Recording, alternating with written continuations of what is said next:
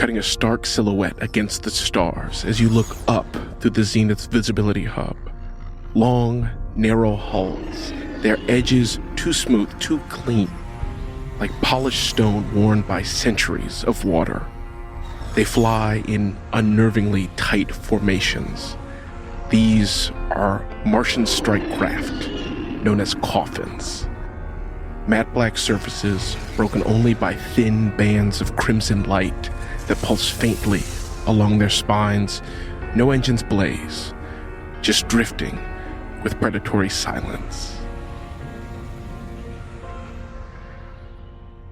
As you guys make your way across the Zenith Hab, on your way to the central lift that will allow you to travel down to the comms station of the Icaron, you watch as these craft float overhead, identified by fish cakes, toward the Meridian docking stations, for which both Kiki and fish cakes were where you arrived for the event that has turned into the disaster at which you all find yourselves.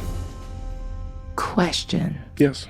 Is the phrase, is the name coffins a very specifically, Terran name for it? Very much so. Very much a name from the War on Tranquility. Would Kiki know what the Protectorate calls them internally? Yes, you would. These are XRV-2s. Ooh. Seeing these Martian craft, I've got this weapon at my side. I know that my ex-wife and my daughter are back in the hab room that we're leaving. And I'm just going to continue to press my way as fast as I can, or rather I should say as carefully and quickly as I can, towards the communication hub. I am trying my best to keep up this pace. I'm an older man, squat. I have a sort of clipped beard that is now running with flop and terror sweat. I am not a soldier by any stretch of the imagination. And this is all of my worst nightmares realized. I'm still wearing my sort of formal presentational garb for a gala. And I think that I am struck by the sort of absurdity of me in my little James Bond sci-fi future best, but, a 5'5" little, dwarven looking guy running along in a spaceship going, this is, okay, communication, the hub, okay. And I'm going to take us towards the comms deck, which I believe is the next deck. It's halfway to where what Andre is thinking of as, but for a moment he was like terrorists, and now he goes, oh, this is, we're under invasion. This is an invading. These are barbarians at the gate. This is Mars. And I think it's just plugging along to get to the comms. At this point, seeing Mars, he's more frightened than he was when he thought these guys were terrorists. He says, this is worse. What they'll do to us is going to be worse. With Andre sort of muttering, do you look frazzled? Yeah. Then Kiki, who at this point, she's 5 feet tall, dark skin, hair pulled back into a bun that's that level of severe that it can look formal if it needs to, or just tucked away, because she has divested herself of her 10 meters of extraordinarily expensive material. She's just wearing a close-fitting black jumpsuit now, and kind of looks over at Andre and is just, hold on. I need you to take 2 deep breaths before we keep going, because I think you're getting more agitated and I need you to get calmer before we go do whatever we have to go do now.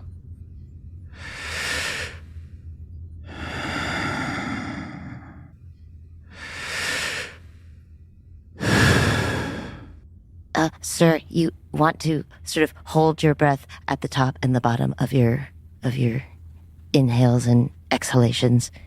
Did my 2 breaths that were faulty get me at least part of the way? Would 1 breath at top form do it, or should I start over? I mean, honestly, I'd prefer start over, but I appreciate that you're making a joke right now.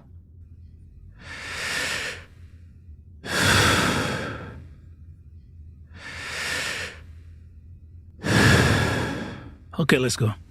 fish cakes, who had been staring intently at this man, returns to running position, which is somewhat folded over, head down, almost scurrying, their small form sort of sticking to the sides of the hallways and moving in sort of short bursts, almost like one of those creepy little spiders that goes really fast in short bursts. You all proceed forward. Andre takes you to one of these central lifts, which are the lifts that kind of move along the spine of the ship, carrying you from level to level. As you approach, the segmented shutters of the lift fold back, peeling away into the walls, retracting along hidden tracks to reveal a bullet-shaped cabin waiting for you. As you step into it, you hear a soft chime and an announcement. Emergency protocols are active.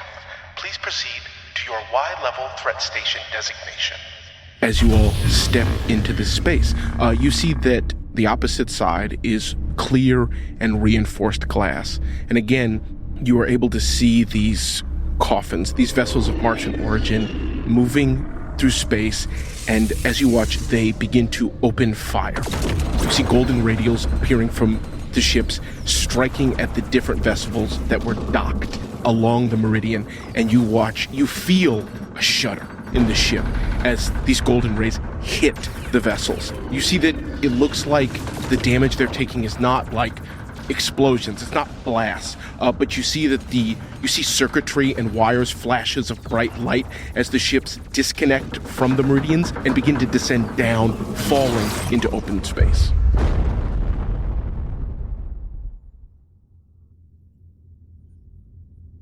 There's a clear indication here of where you can press should you want to proceed to comms.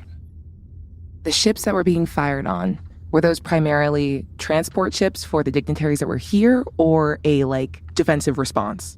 The transport ships. The ship you were on, you watch, boom, boom, these golden rays appearing from the ships, fizzles, lights, flashes, and then the ships decoupling from the meridian and falling into space. They're taking a lot of preventative measures to ensure that nobody escapes. I assume that they'll be taking the same sort of precautions in the communications room. What is our plan of ingress? Into comms deck, okay. If we get to comms deck, we are going to try to find a long-range communicator that they are not taking offline. My hope is that they are trying to take command of bridge for piloting before they are thinking about comms. We have a narrow window to try and find. Okay, back channel. I'd like to make some kind of check to see if I know a way to get into comms somehow. Yeah, do you want to give me technology or... Let's go with tech. Or actually, can I just give investigation? Yes, please. Let's go for investigation. What shenanigans do I have that can help me, if anything? None. That's okay. And we have countermeasures up too that's helping us. Yes, you currently are undetectable. 16 plus 9 is 25. Fantastic. Andre, this is a military vessel. The nature by which it is constructed is deeply segmented, and the reason for that is for a moment like this. If people are trying to take over the ship, it is more difficult if their flow and ability to move through the ship is not easy. There's not a staircase that goes from the zenith hab down to comms. You have to take the central lifts. You have to be able to control the central lifts to move up and around the ship. So, in terms of getting into comms, the ways in are through the central lift, or, you could maybe use some kind of power line or the different conduits through which the plasma from the thermoplastic routing core, through which that energy moves. However, that would be probably immensely dangerous because of the amount of power that's churning through them right now. I think that on a 25, you would surmise that the reality is if there are people in comms, you will have to fight people in comms. However, once you're in comms, you will know, the entrances and exits are so limited that if there is no one there, you guys will be able to control the space easily. Comms is one of the smallest sections on the ship, in part because of the amount of technological... There's so much data that is being processed in that space that the actual room itself is actually quite small. Okay, ways to get to comms.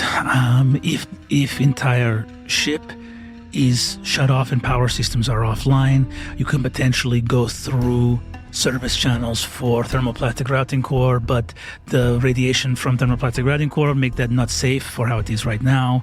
So, and to shut off ship, we need to be in different place, and then we're back to square one how we get there. So, gonna have to be central lift.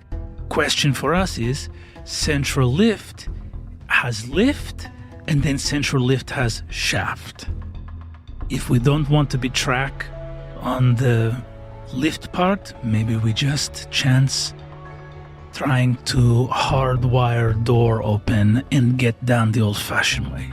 Immediately, Andre is like, if we press the elevator button, they're gonna know. They will know that someone's in comms. And I say, so we need to do this old-fashioned way. Do you think it would be beneficial for us to take out the elevator system entirely?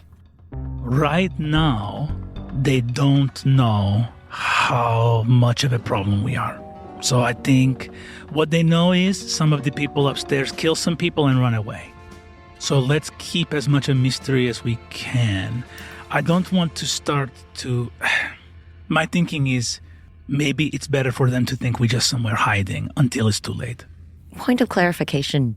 Does anyone know that we have escaped? I don't think they do. Nobody made it out. No person made it out of the Zenith Hab. This is a military vessel. I think to what Andre is speaking to, I think in your very kind of like present space, fish cakes, you've seen cameras. Yeah. You've walked through kind of like ID biometric scanners that take count of when people exit an entrance. I don't know if they would know it's like it is Vera and Kiki and Andre, but they know that people are like someone, especially Andre, you could speak to with that 25 investigation. Someone's on central command. Like this is what comms does. Communications isn't just how people speak out. It's also where data being received is processed and then transferred down to the command deck. Even if these were just a group of criminals, what they're not going to have walkie-talkie, they're going to go for, 15, 20 minutes with their accomplices, keeping you in the room upstairs and not say, hey, how's it going with hostages? No, Yeah. they're going to, they know that their companion's already dead. They know it for sure. Agreed. Well, then in that case, I mean, it doesn't hurt for us to get into the elevator shaft and possibly disable it. Andre, go ahead and give me a technology or investigation check on the nature of, like, as Fish Cakes mentions that. That's a 26. Incredibly difficult. This is not like a elevator that's like on a pulley system. Okay. This is like a gravity drive infused manipulation of gravity up and down. Mm-hmm. The amount of technical, like you could spend the next several hours attempting to disable this machine and you might get it. So, Dr. Cortez designed the central lift to withstand approaching solar flare. I have this pistol. I don't think we're going to do it. Also, it does make sense to cause less disruption so they don't see us as a problem they need to go deal with. I see. All right. Well, let's, I say that it seems like the only point of ingress for communications is this elevator shaft. So we go in and we make sure that that another car is not coming towards us, and we get to comms, climb down to comms. Yeah, I don't know how we're going to do that first part, but we can use shaft to get to comms. Okay. And I do just want to flag to the group that if I was the Mars Protectorate abducting the star of Terran defense, this would be a thing they want to broadcast to Earth. So we are not going to be the only ones interested in comms. Yeah, maybe it's true. Or maybe they're not done yet. Maybe they have this in their sights, but they don't have their teeth in the throat just yet. So we're going to try to act like there's hope, because if there's not hope, then it's okay to act however.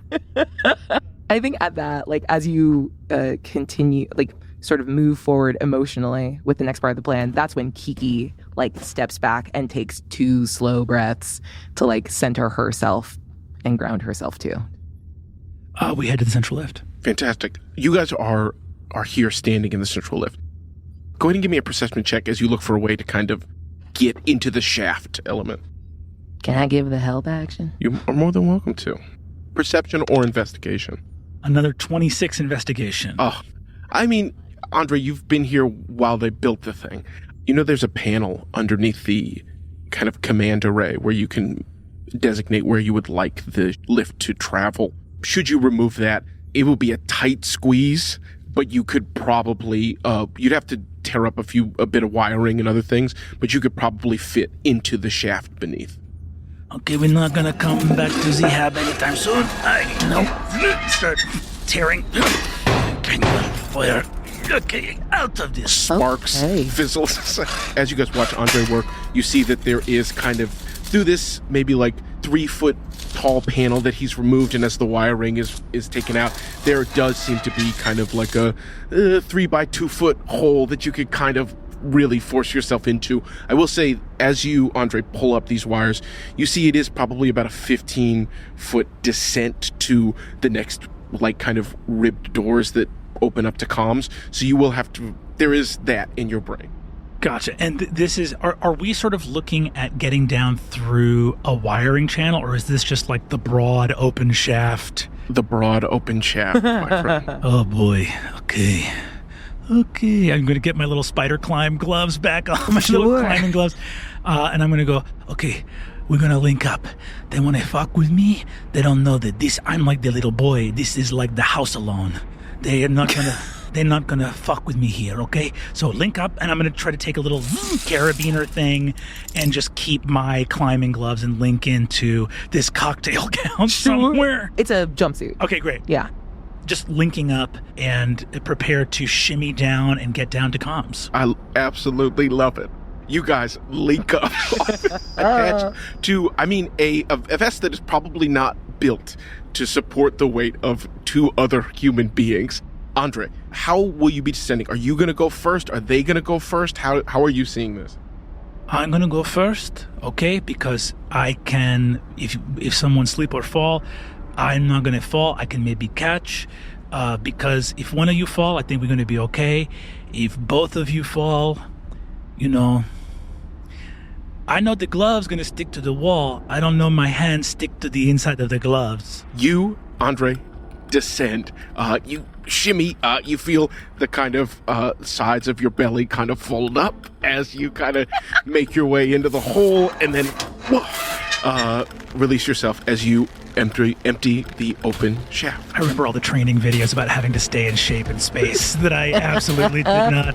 I had too much of the lunch paste. Yeah, this is why you guys eat so many cheeses. Andre, I will not ask you to make any checks in this moment, as the gloves, like you're saying, allow you to easily begin to make the climb. As you kind of descend down this open shaft, again, reinforced glass behind you looking out into the void, you are able to get almost kind of like at the top corner of this 7-8 foot doorway that leads into comms. You are at the top corner as you feel the snag of the tethers that you have attached to Vera and Kiki. Okay. I will look at this new area, and I'm going to try my best to open up and get us into comms as much as I can. Give me an investigation check. Nat 20. Nat 20, baby. You see that kind of around your foot seems to be kind of a maintenance pad, keypad, something that probably connects to the internal kind of command display for the central lift. With a nat 20, I think you are able to easily trace where those wires might intersect, traversing up the kind of lift wall, and are able to open up a panel that's within reach. Tear that open, and easily by removing those wires, you could get the doors open. Wires out, getting the door open. You see that the ribbed doorway to comms opens up. Hell yes. Meanwhile, one end of your tether is attached to fish cakes. It is looped into my incredibly sturdy harness that I have on my overalls. I am just above, clinging onto the wall on the inside of the shaft, just above where the door opens. Can I poke my head, sort of duck under the top of the doorway and poke my head in? You mean into comms? Yes. You have about a 10-foot descent from where you guys are still in the central lift above. Andre has climbing gloves, you see, that allow him to technologically magnetize to the wall. Mm-hmm. He has climbed down the shaft 10 feet as you feel, pulling on your overalls, the snag of the hooks that are connecting. When you descend from the central lift where you guys are standing, it will be some element of scrambling and controlled falling to attempt to maneuver yourself to fall into the open doorway that Andre has just created, if that makes sense. Yes, I do have fast and agile, where climbing no longer costs extra movement, and I can... It says move in flying leaps. That will definitely apply here. Yes. I'll get in through the open doors, tug on the little sort of connective tethers, and these doors to comms, the elevator itself, the lift has internal, just like an elevator has the doors that are part of the cabin and these others. Could I leave these doors permanently open on comms? Easily. Great. I'm going to leave them open because if someone's going past and not going to comms, the elevator will still just be closed. But it's a way for us to, without having to use technology, keep a track on what's going on with the elevator. So I'll just leave those doors open. And maybe even we hitch a ride. We find out where people are going to go. And I will pull on the tethers and ready an action to give help to anybody who is falling or who slips. Fantastic. How much loose wiring in footage do you think that I have gathered? Go ahead and roll me 2d4. 3 and 4. 7. You have 7 feet of wiring. Great. While all of this was happening, I was just tying all the wiring together. And I hand you, I'm handing you wire, and then at the end of the length, I hand you the top of the head of a grappling hook. Oh, this is even better than what I was gonna. Thank you. Cool. Fishcakes, can you describe for me this grappling hook you carried into this space? So the grappling hook that I have is something that expands. It normally looks just kind of like a little flat rectangle of metal, but when pushed, it expands kind of like a tripod. And the little hooks claw out and form the hook for the to grapple things with.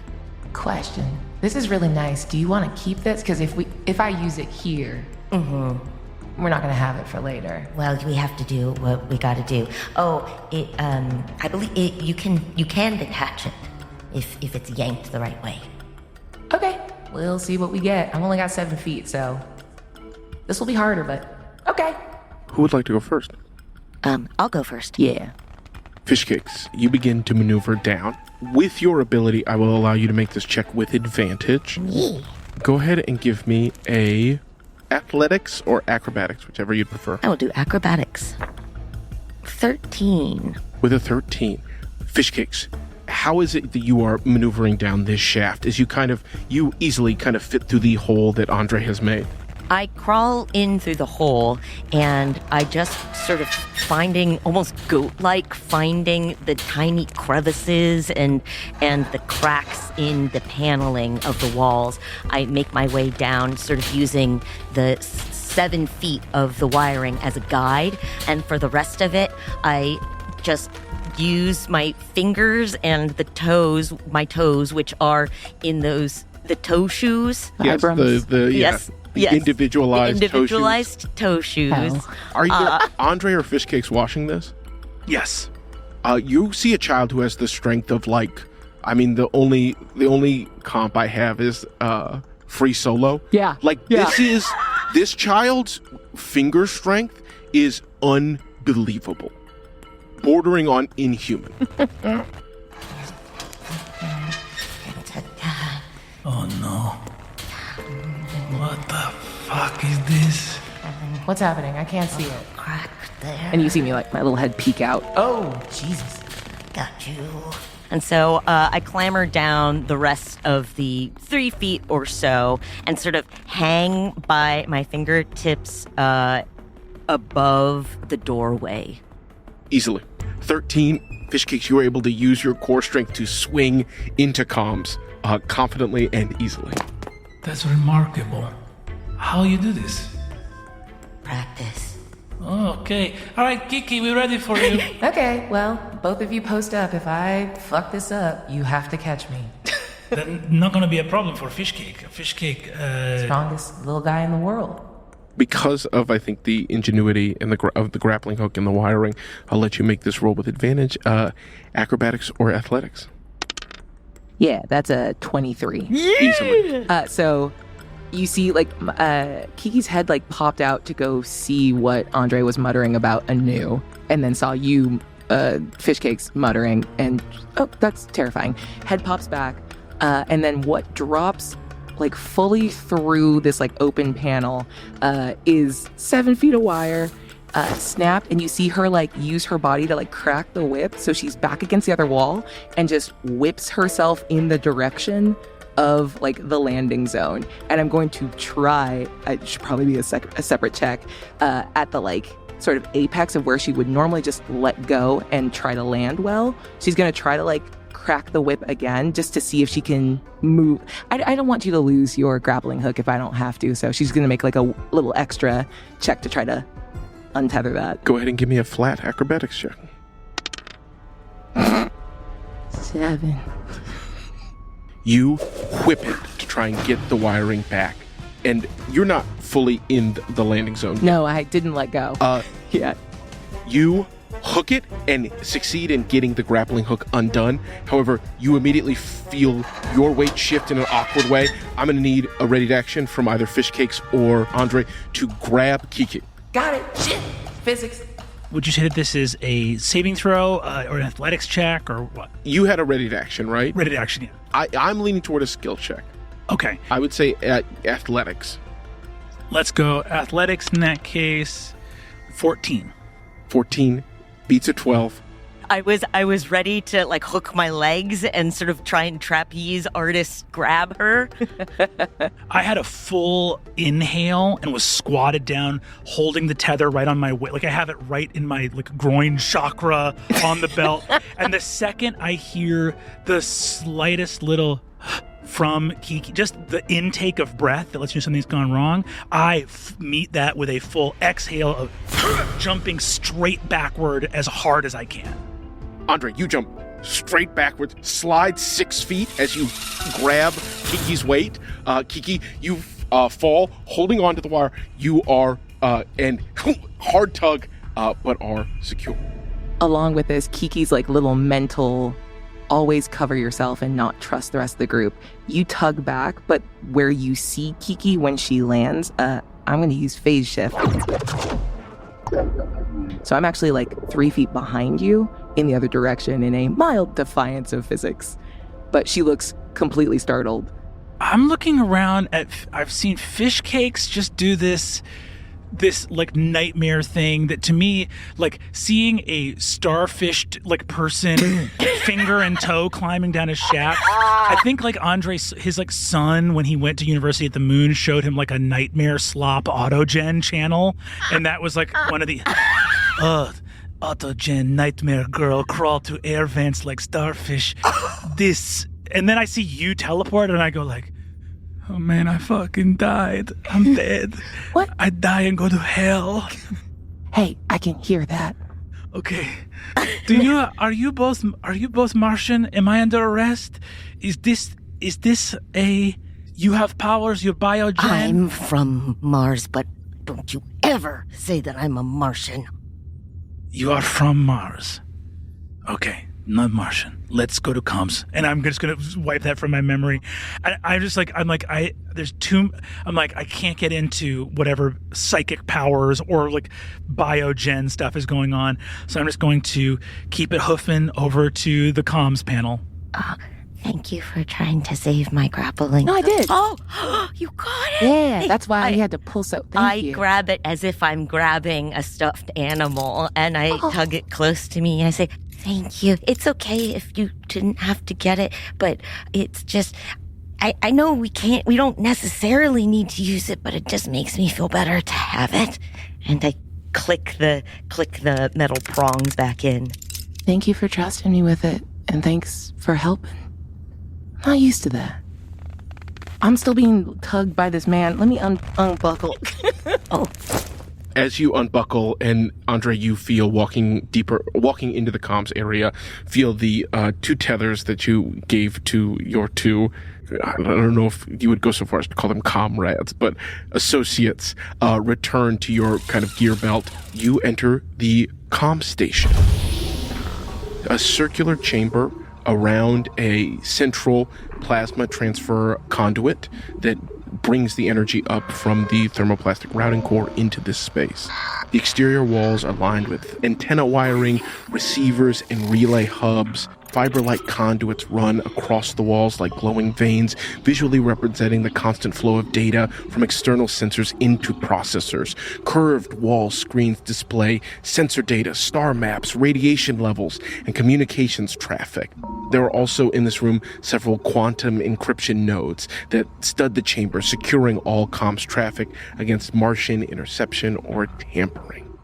What you see, Andre, you know, on the far wall, opposite where you all have entered this space, is a specialized Z-wave communicator that uses gravitational particle manipulation to send missives and communication data. That is you would have known or talked about. That is the crown jewel of the communications array here on the Icaron. We are quite far from Earth right now. We're very close to the sun.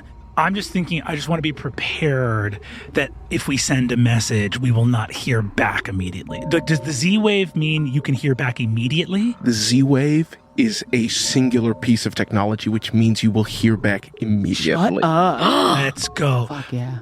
I think Andre remembers conversations that he's had with his kids where they asked if the Z-Wave was faster than light travel, and he had to explain that it's not travel. Nothing can travel faster than speed of light, but some things don't have to travel. Some things can be in more than one place at the same time. And is going to get on that dais and start to punch in to send an emergency missive to Earth, letting them know that Mars has attacked the Icaron. While he's doing that, you said that information goes in there. Is there a security array? How do you mean? Like cameras? Is this where the camera feeds come in? 100% yes. Oh. Let's go, fish cakes. Okay, so we've got visual information for the entirety of the ship. We have comms down to Earth. Is there anything else interesting or of note on the comms deck? Like, as Kiki does a little spray of, like, what does this room actually do? Andre, as you are walking over to the Z-Wave communicator, scanning different relays and outputs, the pass that you were doing brought you within roughly 150,000 kilometers of the sun, and you are seeing readings that say that you are roughly, and the number is going down, but you are roughly 85 million miles from Earth. Getting closer. Are we getting closer because of the pass around the sun? Yes, I think you are. A lot of the sensors on this ship you see are not perhaps prepared for reading data. Like, you see that several of the sensors are whited out on the side that faces the sun, but in terms of the star maps where you are, you have very much done your pass around this. You were meant to be viewing the sun at this point in the kind of display, the kind of flex, kind of impress the brass moment. That would have been around this time, if not a bit earlier. So you were very much on your coming back, headed towards Earth, having slingshotted around the sun. Great. Andre has a moment's hesitation as he realizes this is go time, which means that it's the time for an engineer when everything should work if you did all your math right. So you are hitting the Z-Wave communicator to communicate with Earth. Fish cakes, you are checking the security footage area. I'm checking the security monitor array and ensuring, too, if I can figure it out that there's nobody on their way to comms, and I assume that once the message gets sent that it will bring attention to comms. So I'd like to surveil, just sort of glean any information that I can. Fantastic. Keeping an eye on that. Kiki, is there anything you're doing in this space? Is there any other system in this room about monitoring and understanding the Icaron writ large? Very much so. This room is very much about taking all the data, and then the data that the captain wants is disseminated down to the command bridge. So any data you wanted on the Icaron or the elements of the world that are immediately outside of the Icaron is in this room. Okay. So the thing that I want to do is find that pinch point for where all of the data set gets dumped into one specific thing for the captain and route it so specifically. I want it to be routed through Kiki's tech, so I see whatever the captain would want to see. And if someone comes and messes with the feed from Mars, they will see my name attached to it. Fantastic. Okay. We're going to start with Andre. Nothing is more important than getting a message out. But Andre is starting to realize, as you get to the end of a plan, you start to go, well, wait, if I'm winning, how much can I win by, right? And starts to go, this whole thing has been warn Earth, warn Earth, warn Earth. And now that he's here, he goes, warn Earth without Mars knowing. And I think that becomes his thing where he goes, okay, it's good for Earth to know. It's even better if Earth knows and Mars doesn't know. Okay. So that's his sort of ideal scenario is, can I send a missive in such a way that Mars will not be able to tell that I've sent a missive? Go ahead and give me a technology check. Whew, here we go. That's a nat 1. Oh, no. Oh, no. Z-Wave technology is perhaps one of the ways in which you have surpassed Mars. You understand that maybe within the Icaron, that information may be communicated. I think on a nat 1, you assume Mars doesn't have tech that can process. You barely understand Z-Wave tech. How could that? I think there is just there's a confidence with just the nature of the technology itself that the missive will likely be exclusively between Earth. You think maybe somebody who worked in comms said something one time about how this is in its own way stealth communication. They put everything into biogen. They neglected their traditional engineering. Okay, we're going to open up a channel. No need to, I think it just is then going to open up. Are you saying that out loud? Yeah, I think so. Okay, broadwave. And it's just going to try to get the big, call everybody. Go to the group chat, start a FaceTime. Yes. Everybody who wants can jump in, baby. You see that this Z-Wave communicator is it's built into the bulkhead of the panels, and it's standing taller than a person, shaped like a broad pillar of brushed steel with inlaid glass panels. Its surface is broken by rows of indicator lights, amber, green, and white, running in neat vertical bands, pulsing gently to show the active channels. At chest height, there's a recessed console that folds out, offering a clean array of touch-sensitive panels and a hand-shaped cradle where the operator rests their palms for biometric clearance. By putting your hands on this, you see your name come up on the screen. Your name comes up on the screen. You have, as one of the station's chief engineers, you have access to use this communication technology. And you see that the console projects a hollow feed of waveforms and coordinates that you understand to be for the global executive security station on Earth. As the transmission begins, you feel a faint vibration as through the deck's plating. Nothing dramatic, but just a sense of heavy machinery going into work out of sight. There is a sharp, clear chime that cuts through the hum of this room as you hear, "This is General Hodge. In Houston, Texas? Come in, Icaron." His voice is crystal clear, almost as if he's in the room with you. "This is General Hodge at GSEC, Houston, Texas. Come in, Icaron." General Hodge, this is Chief Engineer Andre Dalka of the Icaron. In making our pass around the sun, we have been attacked by Martian strike craft. Martian have taken the bridge and taken command of the Icaron. I'm sorry, we're seeing a Y-level threat. We assumed that it was in reference to the sun or the intensity. You are boarded. We are boarded. Additional craft are arriving right now on the vessel. They have attacked the bridge. Dr. Imani Cortez is dead. They have taken the command of the bridge. I'm sorry, you have to slow down. Dr. Cortez is dead. Dr. Cortez is dead. There is, we need immediate aid, and the Martian find the coordinates. That we believe that they have collaborator within the crew of the vessel. Understood. Are you safe? No. There are. Are you able to remain at the communications station, or however the Z-wave communicator on which we are speaking? Yes. Yes. The attackers do not know that we are here. Okay, we are going to transfer communication over to the GSEC on Tranquility and resume communication. Give us just a second. Okay. Andre, as that conversation is happening, fish cakes.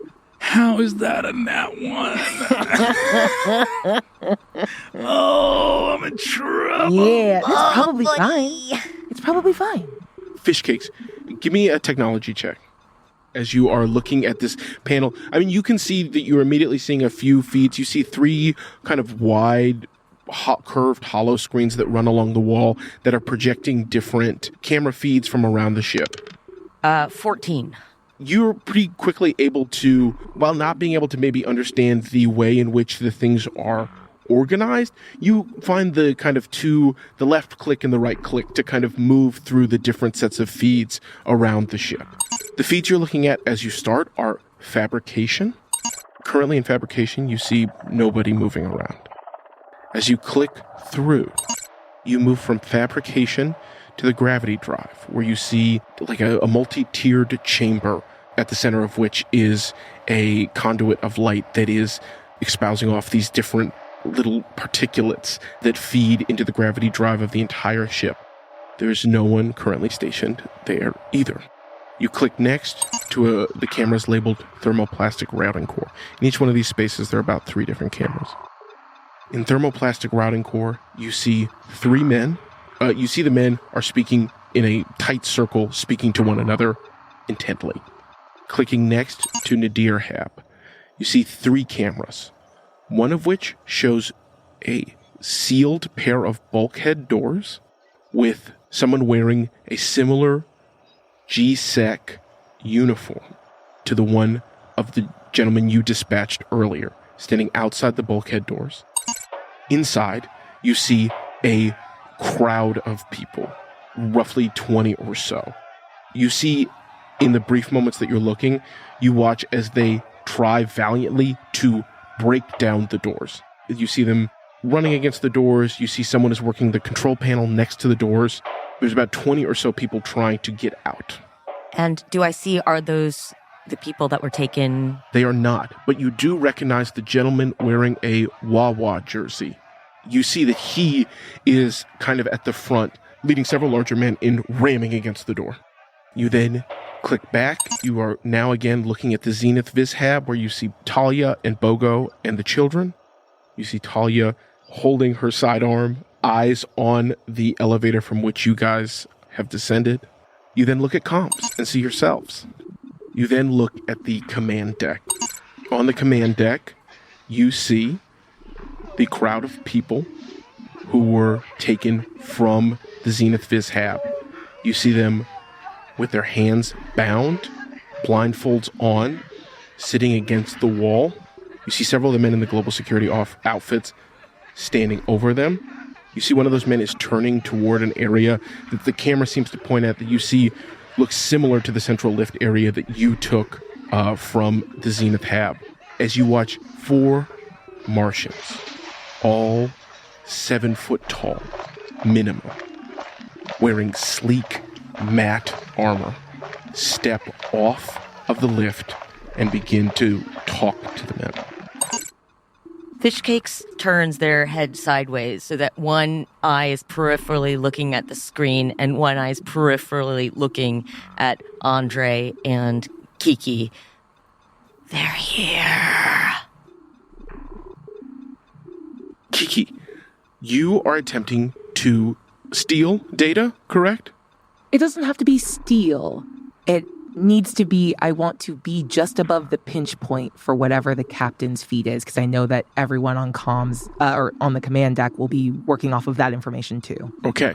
The first thing I think is you go to rewire that data. It asks for credentials. You can try and override that, or you can try another way. You tell me. It'll be a technology check either way. As that's happening, and maybe this is like during your conversation with Hodge, just to distract you a little bit, Andre. Are you important enough to get the captain's feed? Get the captain's feed? Yeah, I maybe. I need your credentials. Come here. General Hodge, one moment, please. And I'm going to step over to give my credentials to Kiki. Oh, give me a luck check. 7. Andre is not cleared. God damn it. Okay, that's fine. That's fine. I'll just cut away from you to go back to the general and say, am I speaking with Tranquility? Sorry, we are... this is an all-hands situation. We are attempting to get members of the Executive Council, as well as the leaders of GSEC. If you could just hold on for 1 second, Andre, please. Holding. Then I'm going to try to do it my damn self. All right, go ahead and give me a technology check. DC is 17. Cool. I'm also going to stack my Defiant on there, which is a D4 I get to add once per rest. Oh my God. Could you imagine if I rolled a natural 1 on my dice and then a 1 on the 4 also? Okay, cool.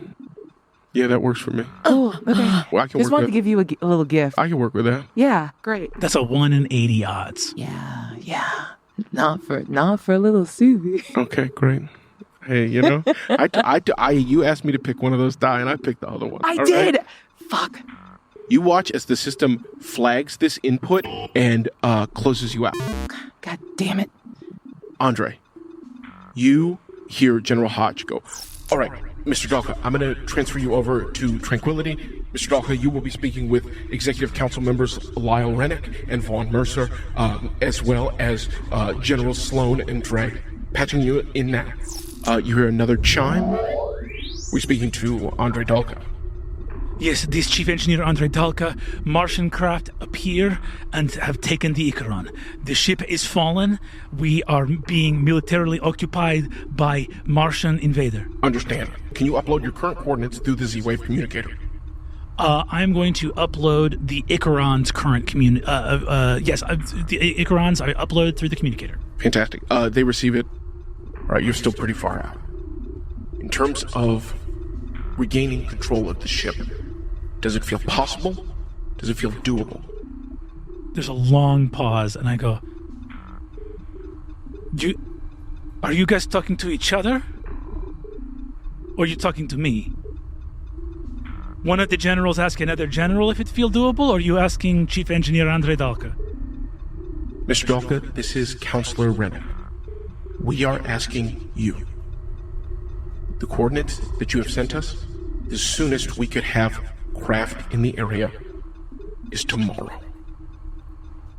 It's at that point that Fishcakes sees the Martians stepping out of the elevator and moves their periphery to look at both the screen and their companions and goes, "They're here." General and leaders of GSEC, the military presence on the vessel, I am not certain if it is here. I will review security measures. If there's security force, I can try to provide engineering aid to them, but ship is fallen. If there is not a cavalry that is coming... The voices you hear on the other side begin to speak to one another. You hear the voice that identified themselves as Sloan say, I mean, it's tomorrow. The thing we should be focused on is not the Icaron. It is Tranquility. You see Rennick go, I understand, but we cannot abandon the project. It's not about abandoning the project. The project, I mean, there's no point to the project if Tranquility falls. You see that Rennick goes, I understand. Mr. Dalka, do you have any understanding of the size of the force? I'm going to look to my companions who have been gathering information. Do we know how large force is? Could I have ballpark estimated the number? Like, I know the specs of those coffins. Could I have grokked or at least approximated, like, a cloud that big is usually this many people flying? Cloud that big, 15 individuals. Okay. Ish. And that's what you saw. What we saw on the way... Sorry. Can you hear me? Yes. Hi, this is Counselor Rennick. To whom I'm speaking. I'm Kiki. I was able to see 15 XRV-2s in the air. I mean, that sounds like a boarding party if I've ever heard of one. Well, they were also destroying all of the ships that could reasonably leave here, so my best guess is that they're gonna kill the ship and anyone that's still on it when they're done doing whatever, making whatever proclamation they're here to make. They've taken your very nice ship at the point where it's the hardest. You will have to work to come and reinforce it. This ship is lost. That's just what it is. Ship lost is second worst outcome. What's the first worst? They have ship. You hear the sounds of staggered breathing and clenched jaws on the other end of this Z-Wave line as the voice of General Sloan speaks up. Understood. We're going to make our calculations down here, and we'll report back to you as soon as possible. No, stay on the line. What are you calculating? I'm sorry, is this Kiki? Mm-hmm. Hi, Kiki. We are going to be doing calculations with regard to what measures we would like to take next, and we will tell you your role in that when we are complete. That's so fun, but I know part of your calculations is accounting for whatever you think we still have up here. So if you want to share the beginning of your math, maybe we can make some countermeasures up here too to buy you some goddamn time. Sloan. Understood. Our first thought is we need to understand the capabilities of the Icaron versus the defenses we have present here at Tranquility. We understand that, your command. We will be on standby. Awaiting further instruction. We may have to move from this place if it is not long-term safe, but we will. We have methods of returning here if we need to. Thank you very much, General. Thank you. I'm gonna click the Z-Wave off and go. They're gonna. We gotta move. We gotta figure out a way to disable ship, because worst outcome is ship fall into Martian hands. Yeah. You know what they're gonna do before they let the ship fall into Martian hands. I've done a lot of junker work, so yeah. So we gotta go and figure out how to make this ship not worth stealing, or not possible to steal. In this moment, as you say that, all of the lights go out, all of the screens go dark. Suddenly, you find yourselves in complete and utter darkness as all of the screens around you, the illumination from the wiring, from the Z-Wave communicator, all goes out. Seconds later, replaced by emergency lighting that you see along the floor, along the ceiling, gentle yellow light. You hear the gentle hum of backup life support, not the kind of thrum of the main, of the kind of central life support units. Instead, something gentler, softer. Andre, you would know that this ship has gone into some sort of reset. Something has been drastically adjusted elsewhere in the ship. Also in this moment, you watch as the central lift descends deeper into the ship. As everything goes off, I would like to use on-off to try to activate some of the safety lights just in the comms deck. You are able to turn on several of the lights here in the comms deck, kind of better illuminating the space. Question. So that wasn't you? No. Do you know what part of the ship can do that? Well, yes, probably several, but if it's intentional. There are a lot of things that can do that everywhere unintentionally. And I'm going to make a technology check to see if I can tell if this was intentional, unintentional, if it was done on purpose and where it was done from and maybe for what reason. Please. That is going to be a 16. May I assist with by telling him what I saw on the cameras? Very much so. In the thermoplastic reactor core, there were 3 men speaking very intently In the core? moments ago, yes. Okay. That's still going to be a 16. The men she's speaking about, you immediately assume are likely Tubes and the 2 assistants who you met earlier this day. Not Martian. No, not Martian. There was also in the nadir habitat, the sealed bulkhead doors with GSEC uniformed goons on the outside, and inside a crowd of about 20 people trying to break down the doors, including the man in the Wawa jersey. Man in Wawa jersey. That is Nate Sharp, the security the Wawa jersey is his slyball team. Yeah.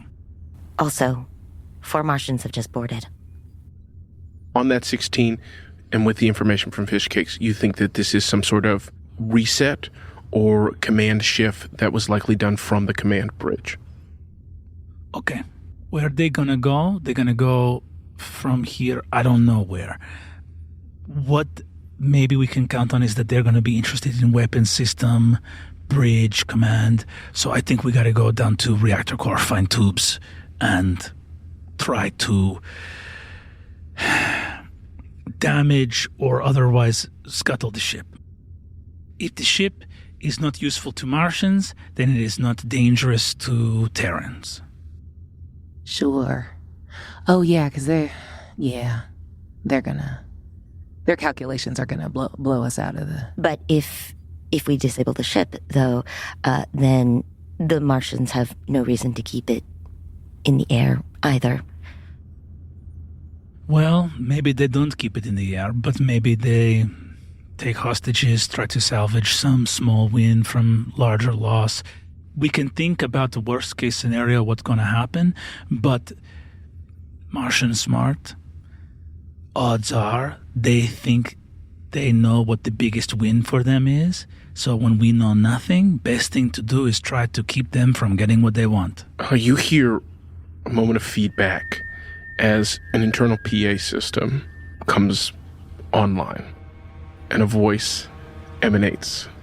To those of you aboard this vessel, you are now under the command of Warden Decimus Raw of the Mars Protectorate. In this moment, I would like to directly address those of you presently in Sector 3 of this station. Andre Dalka, Laxus Davis. Note this. The designs you meddle with are the fruit of long and patient labor. Your trespass is but a fleeting disturbance. This vessel is hereby seized. A new Eden already rises upon the horizon. And Tavira, your locator confirms that you are among them. You, Laxus, and Andre are in the possession of the intellectual property of Pharaoh Allen. That property belongs to Mars. Vera, you will be returned home. I'm already moving, and I'm going to look at the shaft and how we get all the way to the other side of the ship, and that there's some thermoplasmic routing core. As you are looking down into the shaft, you see that the lift is rising up to meet you. We gotta go right now. I'm not safe. And I'm gonna look for any way out. Go ahead and give me a perception check. 17. You said it before as you entered the room, and I think your mind goes to the reset. Right now, low to no power is churning through the conduits that run all up and down the arc line of the Icaron. Your eyes alight on the conduit in the center of the room. As the central lift rises, the interior gates on the lift itself open, and 2 Martians, 7 feet in height, encased in sleek, matte black armor with thin crimson striping, reinforced at the joints with cortical implants at the base of their neck. You see ordinary faces altered only by the faint telltale signs of surgical scars and a flat affect on their faces that you might recognize as neural dampening. They raise magnetic rifles at all 3 of you. Please roll initiative. Let's go. That's going to be 14 for old Andre Dalka. 23 for Kiki. 12 for fish cakes. Kiki, you turn as you see Andre stepping back from the lift, turning toward this central pylon area, as you watch these two impressively tall specimens step off of the lift and into the room with you, weapons raised. You are first to act. Okay, so they are fully stepping off of the elevator? They have stepped off of the elevator. Weapons are raised at the three of you. I'm going to look at Andre, and then my eyes are going to flick to whichever one is, like, who are they, like, barreling down on specifically? Because there's three of us. Go ahead and give me perception checks. 11. You see they are scanning the room and seem to be, see Vera, and then I think fixate on you, on Kiki and Andre. Then, fuck it, we're going to try to force disarm him. Oh? Your choice, strength or dexterity saving throw. Let's go strength. And you need to beat a 16. I do not. I get a 15. Okay, the hot one between the two of them. I want his gun. The only thing you see is, what have we used to describe her sort of like abilities thus far? I mean, they are gravity-based, so you are manipulating force in the space, shifting invisible mass through the space as you alter it with the powers embedded in you. So then everyone feels it, and we're used to gravity changing. Like, we've all been in rooms in space where those have stopped working. All of the gravity shifts, so suddenly Kiki is bottom, like she's down. So this flies out of his hand and sails to me like I am the new arbiter of and you can all feel like the change in drag on you, that like Kiki has become a well of gravity here as like the gun lands in him. Andre, you feel a slight pull, not so oriented at you that you yourself like lose control, but there is something to Kiki in this moment becomes a center of gravity. I'll like sort of hip bump into Kiki as I go, as this power manifests in front of me. Are you able to take the weapon, Yeah. or is it just... Nope, it's mine now. Fantastic. You now have a magnetic rifle that does 1d6. Cool. You fully disarm one of the men. That moves to Andre. Looking at I've already got the lights up, and I think I'm going to go, and just open up one of the light channels all the way. There are some rotational lights that are used, the sort of directional lights that are used here for spotlighting work that happens on the actual comm stations here. So it's not all track lighting. In other words, there's some that's like directional. Everything here is variably the technology behind all the light bulbs. None of this is like a Sylvania 60 watt. Everything here is on a dimmer that all ties, the efficiency channels all tied directly to the thermoplastic routing core. So I am just going to juice one of those directional lights and cast flash.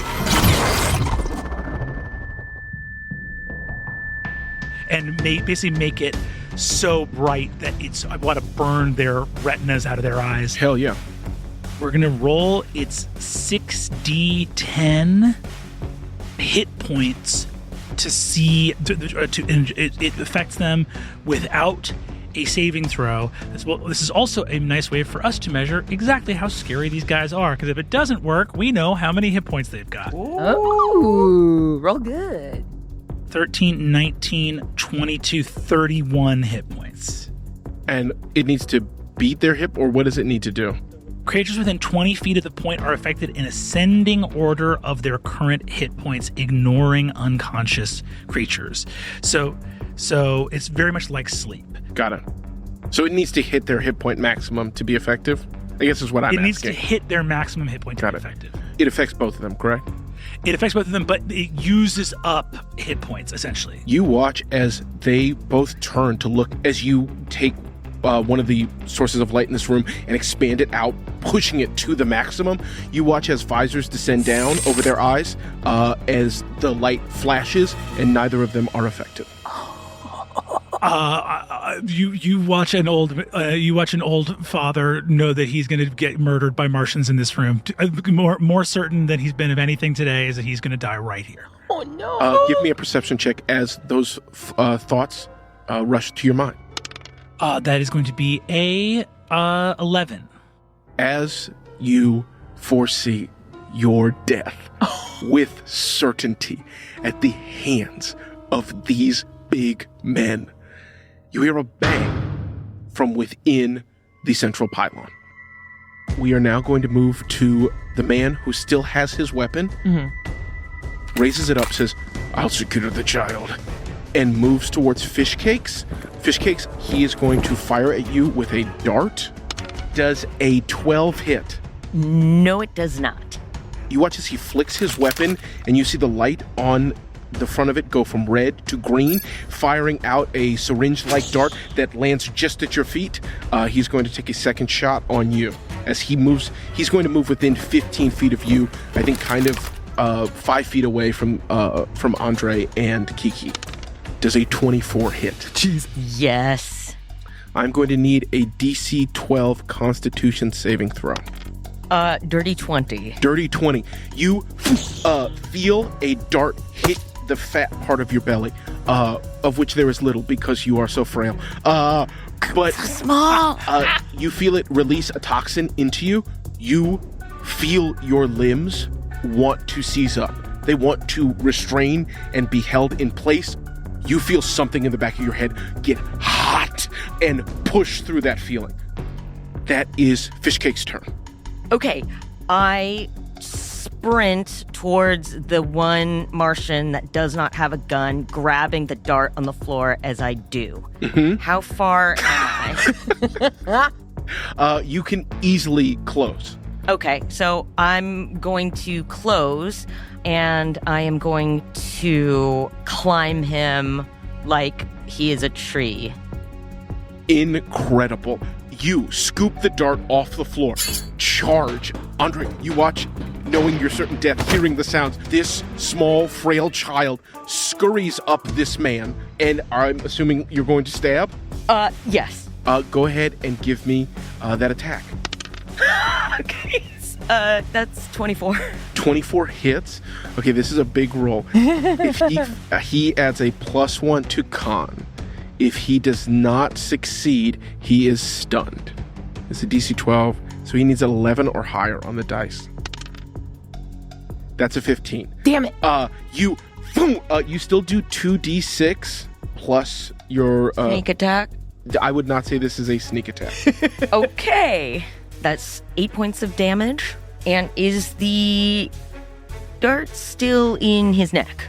Very much so. Cool. I'm just gonna hang on to it there and cling to him. Free solo. Yeah. You got it. You have climbed up in this man, stabbed him in the neck. You feel the toxin inject. It seemingly does not take effect. However, you feel you have caused this man an immense amount of pain. That is the second one who does not have his gun is going to rush at you, Kiki. Sure. He's going to reveal a stun baton off of his hilt and take 2 swings at you. Yeah. What is your AC? 15. One of them hits. You take 9 points of damage as you feel he swings hard into your shoulder with this stun baton, dealing not only an immense amount of force, but also an electricity that runs through your body. You are in close combat with him.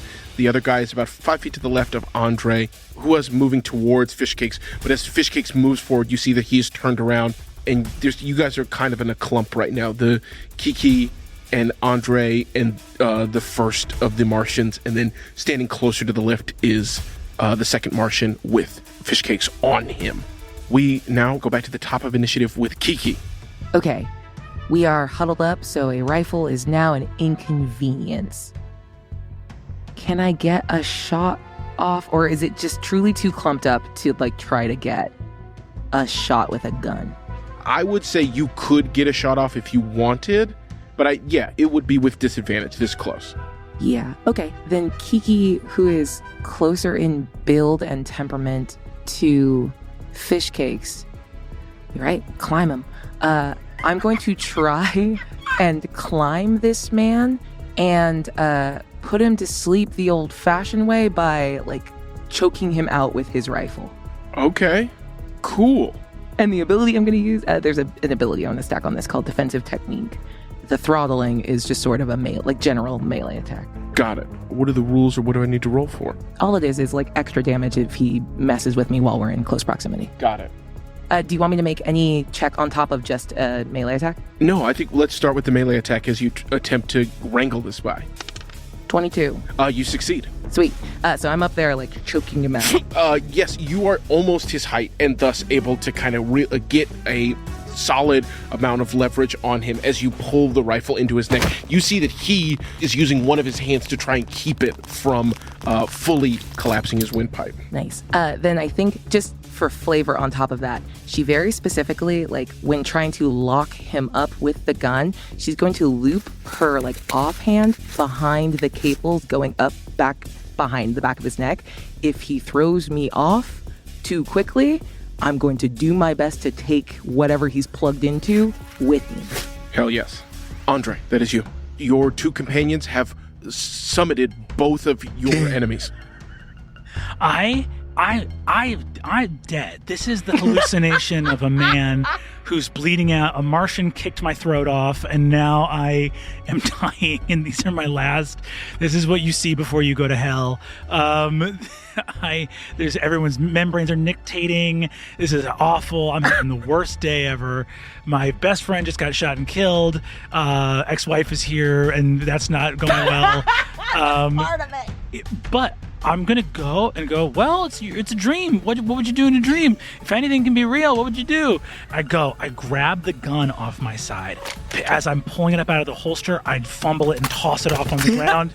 It flies off. I go, and looking at the fact that these guys are there's like, in bullet time, wrestling actually does kind of last forever. Like, if you're thinking about bullets being fired, people getting hit with a baton, and suddenly it's like a grapple. I watch myself start to move, and they call it the fight or flight response because it's not conscious, which means occasionally you start fighting even when you don't choose to.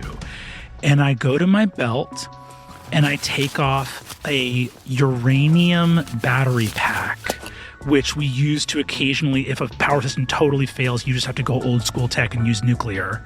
So it's a small nuclear reactor and a battery. It's like it's like having a version of like drywall, like spackle. I take a small nuclear reactor. I go to the Martian next to me, and I'm going to clip this uranium reactor. He has marine armor, like Martian marine armor. So I know that stuff works as life support because it has to be able to work in space. And I'm going to clip a uranium battery onto it where it's not supposed to go, and flood his life support system with radiation. Hell yes. He has to make a Constitution saving throw. DC? The DC for your boy Andre, tech save DC 15. He fails. Let's go.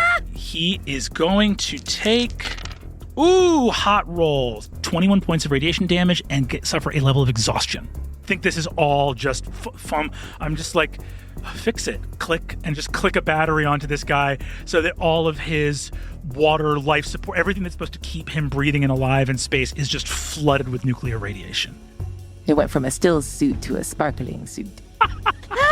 He now has disadvantage on all ability checks. Andre, you feel your arms and limbs moving in ways maybe you told him to do this, maybe you didn't. I don't know. You got this pack. You know how to attach it. It's not actually that hard. You do it and step back and watch as this person screams in pain. Kiki, you are up in his grill. You watch the sclera of his eyes go from white to radiant yellow in seconds as he... I'm going to cover his mouth. As you do 21 points of damage. Let's go. Kiki, you have this rifle up against his neck. Go ahead and roll me a d6 worth of force damage as you are pulling against him. Yeah, 4. You hear some bones crack in his hands as he is desperately trying to force this rifle off of you. That is Andre, the Martian that has just had his system flooded with radiation, is going to attempt to throw you from his back. Kiki, is this when the power takes effect? If you're making me make a save, then yes, it is. He is going to ask you to make a save. Yeah. DC is 12. Sweet. He takes 4 more points just for the gall. Dex save? Yes, please. 14. 14. You easily, he attempts to wrench you off by kind of almost like folding himself in half, turning over. I think it's up to you whether you leave him and land on your feet or if you would like to remain in place. I think I kind of go ass over tea kettle, get to the front of him, and then crawl up. So now I'm in his grill, hand over his mouth, and now I'm just grabbing the back of his head. I don't want to disconnect his systems anymore because that's getting him irradiated in real time. Yes. So I'm just in his face trying to block his view of what's going on, going, you're going to die here and no one's going to remember. You see his mouth. That is his turn. Fish cakes. You are still on top of the second as he attempts to wrench you off.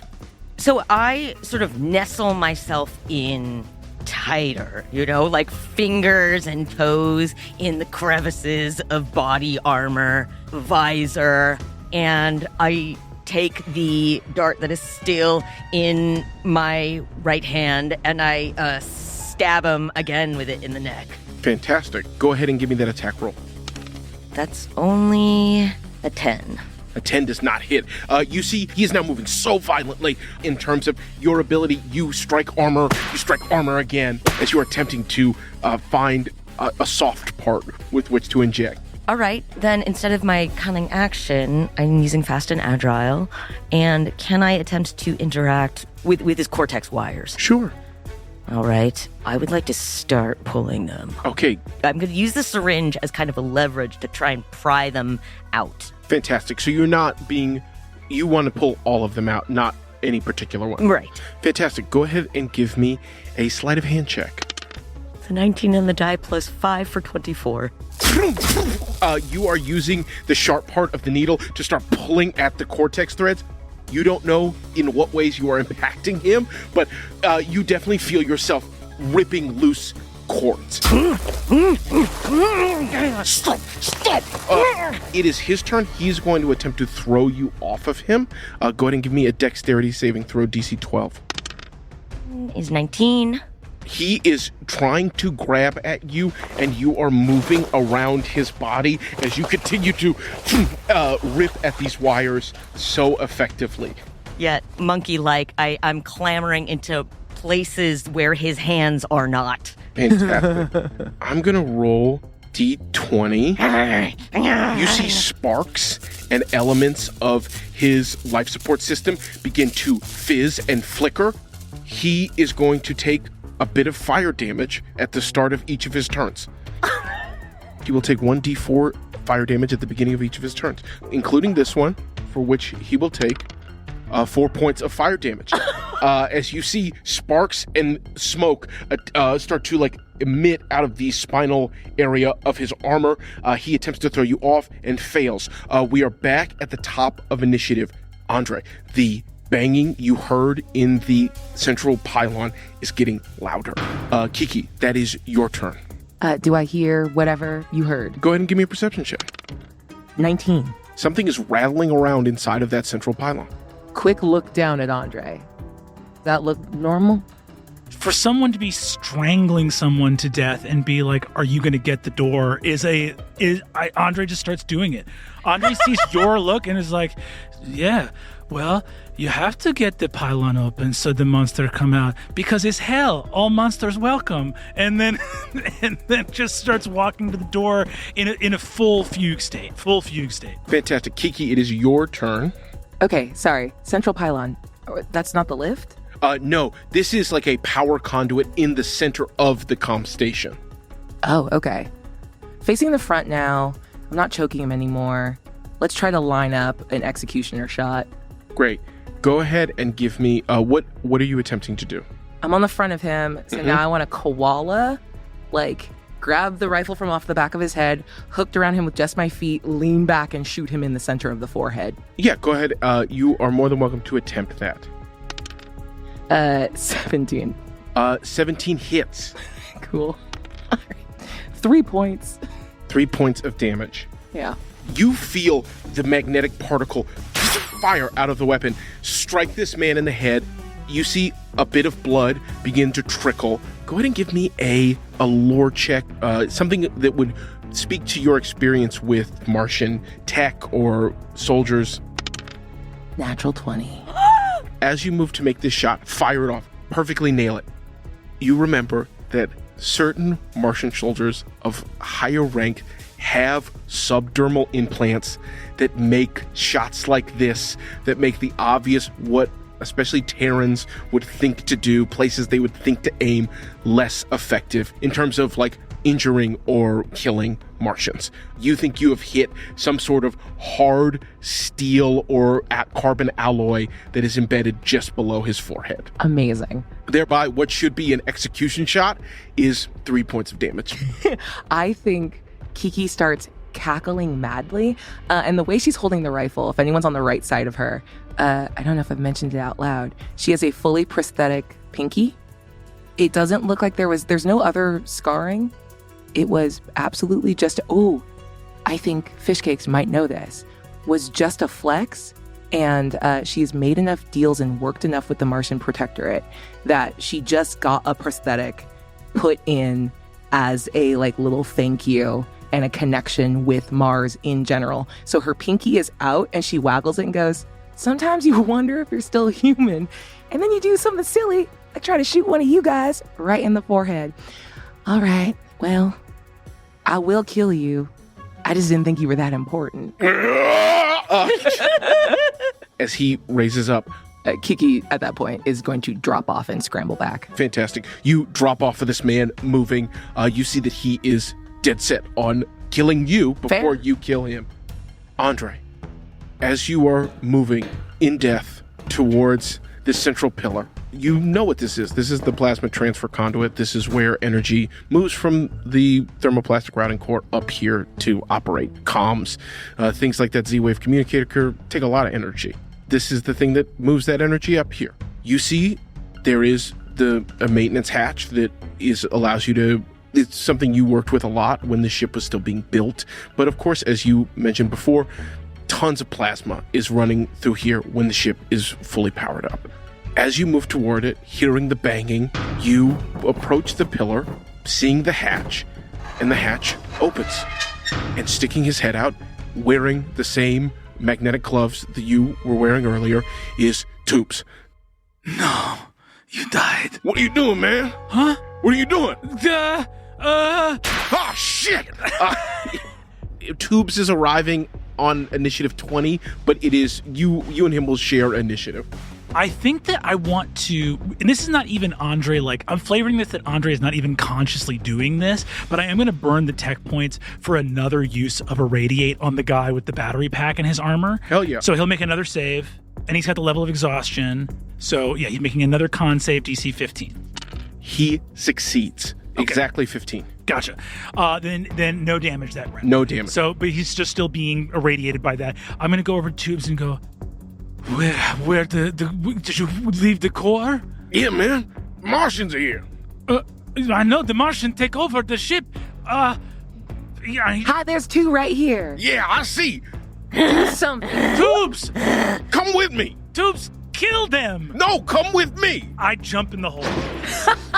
You jump at the hole and immediately smack Tubes in the face. The two of you hit each other and like jumping into a river. You feel that gravity is pushing up this conduit right now. And so when you jump in, you immediately feel force kind of push you back up to the point where now you and Tubes are jostling for space in this hatch area at the top of the tube. You see Tube goes, are they coming?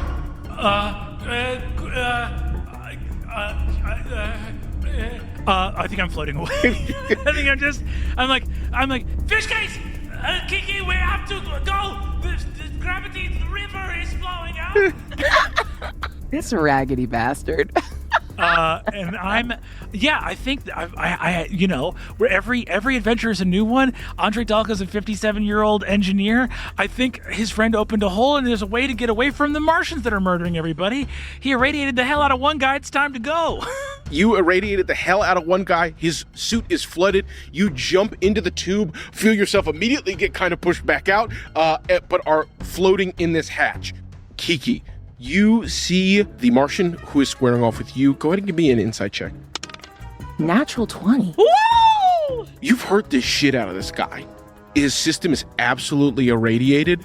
These are mechanically engineered men. Yeah. You could stay here and try and duke it out with this person.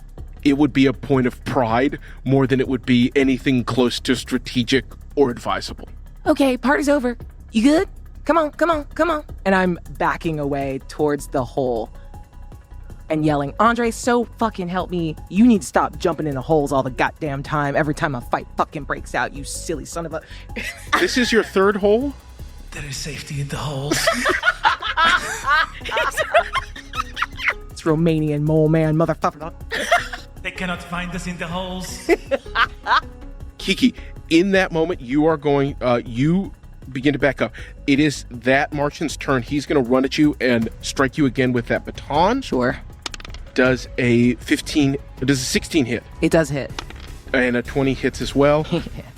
He's going to do 11 points of damage at you as he... You will not be killing me. I will be killing you. He swings on you twice as he moves towards you.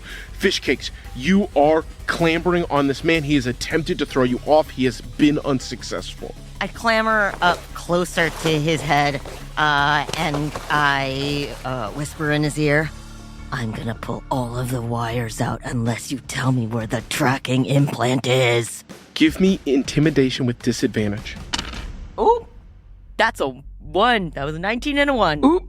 You see the neural dampening apparent on this Martian's face. You wonder if his brain is capable of understanding or processing fear. I leap off of him, and on all fours, I scuttle towards the hole. Pounding into the hole, you clear. Andre, the entrance to this tube is getting crowded. There are too many people in this tube. You see Fish Cakes on all fours, bound into the tube. Fish Cakes, you immediately feel that gravity well pushing up as you lurch forward and then are kind of buffeted back and held in between these two gravity spaces of the tube and of the comms array. Kiki, that is your turn. So I'm clear inside the tube, yes? We had that insight check-in on the goons, on the Martian's turn. Gotcha. So you had your intention was to move, yeah. But now it is your turn and your opportunity to move. Sweet. I think she gets hit so hard her whole body slams to the ground and her head bounces off of the ground. She's almost dead. She's going to push herself up to standing a little bit. Her eyes aren't quite focused, and there's a part of her that wants to stay and finish this fight. But she knows she needs to get out of here. So I'm going to turn and use my movement, because I don't think it takes movement and a dash action. No. Then for my action, before I turn and run, I'm going to do my best to make eye contact, even though my bell has been absolutely rung. And I'm going to use an ability called Seethe. Especially if Fish Cakes is just about in the tunnel now, then it's just gravity. All the sliders got slid all the way up, and I want him to feel how much I hate him in this moment. So it's just localized on him and radiating out. And I'm gonna roll a hit die and take that back. It's my little second wind. Ooh, I'll take 6 back. And then turn and run for the hole. The intensity of gravity bears down on you as you regain strength. Turning, running, as you approach, Tubes now goes, flip it! You feel gravity reverse, pulling you, sucked into this narrow tube. Essentially orient yourself so you're essentially like a kind of bobsledding. It's like each of you kind of locked in as you descend into darkness and into the heart of the Icaron.